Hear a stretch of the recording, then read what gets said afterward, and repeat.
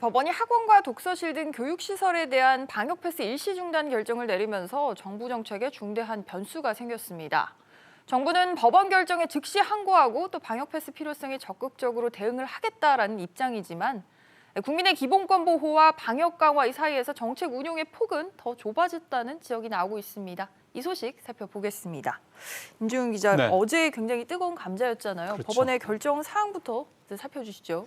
예, 어제 그러니까 서울행정법원 8부입니다. 이 법원의 판결은 크게 두 가지 측면에서 좀 요약을 해볼 수가 있겠습니다. 네.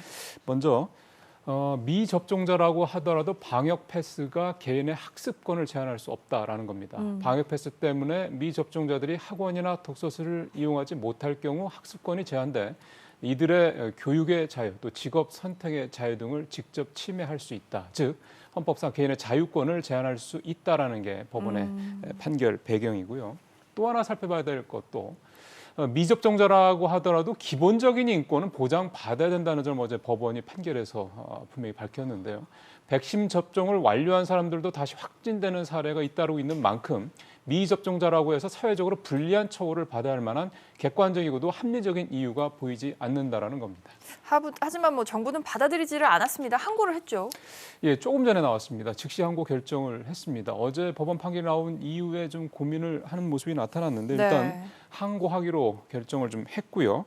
방역 패스 적용이 중단된 해당 시설에 대해서도 이번 주 중에 추가 방역 대책을 마련하겠다라는 얘기를 내놨습니다. 근데 사실 법원의 이 결정 때문에 정부의 방역 패스 정책의 차질은 불가피해졌다 이렇게 볼 수밖에 맞습니다. 없습니다. 오늘 아침에 중대본 회의에서도 향후 추진 과정에서 방역 패스 적용을 일단 최소화하겠다. 국민들의 불편 때문이다. 이렇게 얘기를 했는데 일단 얘기 들어보시겠습니다. 방역 패스를 적용하는 과정에서도 국민 여러분의 불편이 최소화될 수 있도록 균형 있게 운영해 나가겠습니다. 일단 내용은 좀 원론적이긴 합니다. 물론 당연히 이제 추가 대책이 나와야 되는 건 불가피한 거고요. 그래서 좀 정부는 어떤 이런 내용으로 봤을 때 일단은 방역 패스에 대해서는 정책 추진에 대한 의지는 여전히 갖고 있다. 즉시 항고 같은 경우를 통해서도 이렇게 볼 수가 있겠고요.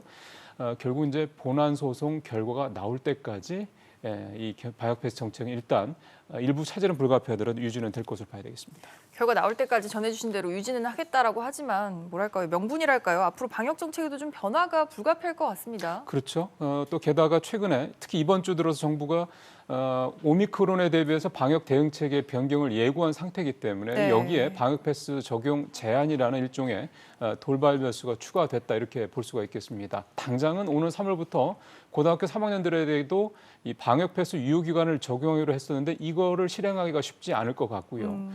특히 이번 판결이 청소년들뿐만 아니라 성인들의 어떤 학습권이라든가 이런 부분에 대한 방역 패스 적용도 좀 어려워질 것이다라는 그런 지적까지 나오고 있는 만큼 방역 패스의 좀 확대 적용 또는 기존의 어떤 정책 적용은 쉽지 않을 것으로 보입니다. 결국은 본안 소송에서도 법원이 적용 중지 결정 판결을 만약 내린다 그러면 이 정부의 방역 패스 정책은 사실상 사문화될 처지에 놓였다 이렇게 현재 볼 수가 있겠습니다.